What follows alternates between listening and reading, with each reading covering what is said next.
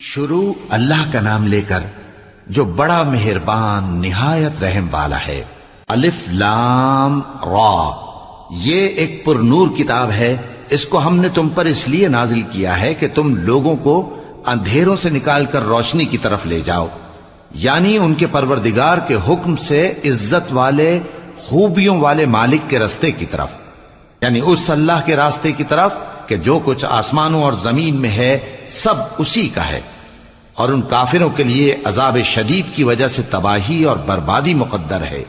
جو آخرت کے مقابلے میں دنیاوی زندگی کو پسند کرتے